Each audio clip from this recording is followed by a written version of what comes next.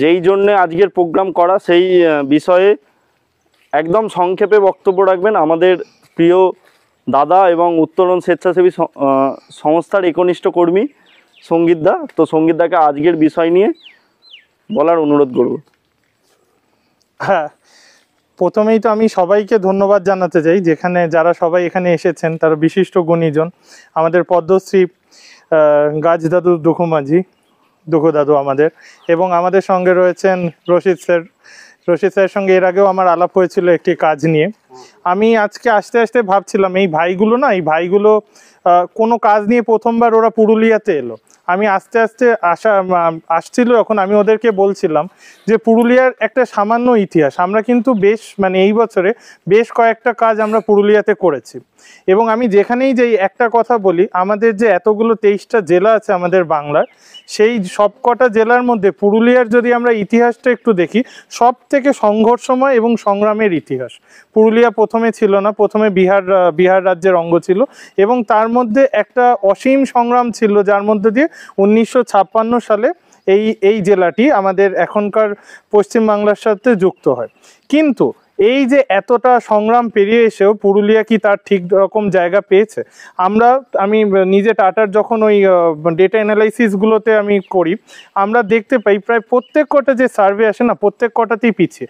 এই যে স্যার রয়েছেন, স্যারের স্কুলে অনেক ছাত্রছাত্রী রয়েছেন। আমি লাস্ট মাধ্যমিক এবং উচ্চ মাধ্যমিকের পুরুলিয়াতে দেখলাম কিছু ছাত্রছাত্রী রয়েছে যারা এক্সট্রা অর্ডিনারি রেজাল্ট করছে, কিন্তু বাকিটা কিন্তু সেখানে একটা বিগ কোয়েশ্চেন মার্ক পড়ে যাচ্ছে। প্রথম 10 জনের মধ্যে পুরুলিয়া নেই। পুরুলিয়া থেকে এই বছর কোনো সেরকম ডাক্তার, নিট থেকে কোনো ডাক্তারের চান্স পায়নি। উচ্চতর পরীক্ষা বা উচ্চতর শিক্ষা সেখানেও কিন্তু পিছিয়ে পড়েছে। এবং সব থেকে এই ডেটা ঘাটতে গিয়ে সব থেকে যেই জিনিসটা খারাপ লাগে সেটা হচ্ছে নারীর শিক্ষার হার সেটা কিন্তু সমানে কমে যাচ্ছে। এবং এইগুলো যখন পড়ি বা দেখি তখন মনে হয় যে এই জেলার ওপর কাজ করাটা সব থেকে বেশি দরকার, যেখানে নারীরা পিছিয়ে পড়ছে, নারীরা পড়তে পারছে না। ছেলেরা অর্ধেক রাস্তা পড়াশোনা করে এখন হাওড়া স্টেশনে গিয়ে দাঁড়াচ্ছে অন্য রাজ্যে কোনো পরিযায়ী শ্রমিক হবে বলে। তো এটা কি ভবিতব্য ছিল? এই রকম সংঘর্ষময় লড়াই করে যেই জেলাটা আমাদের পশ্চিমবাংলার সঙ্গে যুক্ত হলো, সেখানকার ছেলেমেয়েরা, সেখানকার নারীরা কিনা সমানে পিছিয়ে পড়ছে। এই যে দাদু আমাদের মাঝখানে বসে আছে, 2024 সালে আমাদের পুরো পশ্চিমবাংলার মুখ তিনি উজ্জ্বল করেছেন, তিনি পদ্মশ্রী পেয়েছেন। কিন্তু এত কিছু পাওয়ার পর এই যে নারী ক্ষমতায়নে বারবার কেন আমরা পিছিয়ে পড়ছি? এবং সেখান থেকেই কিন্তু আমার মনে হচ্ছে যে আমাদের একটা প্যারালাল কিছু ভাবতে হবে এই দিদিদের জন্য। আজকে যারা আমরা সকাল থেকে দেখছি এখান থেকে সবাই কাঠ আনতে যাচ্ছে, এটাই হচ্ছে তাদের রোজগার, এবং বেশিরভাগ দিদিদেরই দেখছি।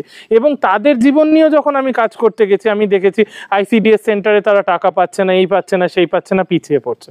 সেখান থেকে এই অন্য প্যারালাল ভাবনা থেকে আমরা এটা ভাবতে শুরু করেছি যে যদি এদের কোনো অর্থকরী গাছ বা ফল গাছ এগুলো দিয়ে আমরা কোনোভাবে তাদের পরবর্তী যে ক্ষমতায়ন, পরবর্তী যে সময়টা আসছে, তাদের কোনো হেল্প করতে পারি কিনা। এবং এই যে লড়াইটা, এদের পাশে থাকার লড়াই, এদের সঙ্গে হাঁটার লড়াই, এটা কিন্তু একটু বিস্তৃত এবং একটু বড়। এখানে সবাইকে আমাদের হাতে হাত বেঁধে, হাতে হাত রেখে কাজ করতে হবে। লাস্টে একটা কথা বলি, লাস্টে এই স্যারের রশিদ স্যারের সঙ্গে আমার যেই সূত্রে আলাপ হয়েছিল, 3টি মেয়ে, আমি বলি যে আমাদের উত্তরণের হচ্ছে মানুষ কন্যা, 3টি মেয়ে এখান থেকে 21 কিলোমিটার প্রতিদিন হাঁটতো ওরা। এই যে আজকে আপনারা যেই গ্রামের কথা খুব শুনছেন, পুরুলিয়া যেই গ্রামটি নিয়ে প্রচণ্ড ভাইরাল, সেই জিরিংশিরিং গ্রামে, এবং জিরিংশিরিং গ্রামের কথা অনেকেই এই লাস্ট 2 সপ্তাহ ধরে শুনছে। কিন্তু সেই গ্রামের যে আর্থিক পরিস্থিতি, আর্থিক সামাজিক সমস্ত পরিস্থিতি এত খারাপ, এত তার নিম্নগামী, সবাই বলছে এটা আছে, ওটা আছে, সেটা আছে, কিচ্ছু নেই। খাওয়ার যে রিসোর্স, ড্রিঙ্কিং ওয়াটার, সেটা পর্যন্ত নেই, আজকে সবাই বলছে। তো পুরুলিয়ার এই জায়গা থেকে যদি ঘুরে দাঁড়াতে হয়, আমাদেরকে কিন্তু একটু ভাবতে হবে, একটু লড়তে হবে, এবং এত বিশিষ্ট লোকজন আছে তাদের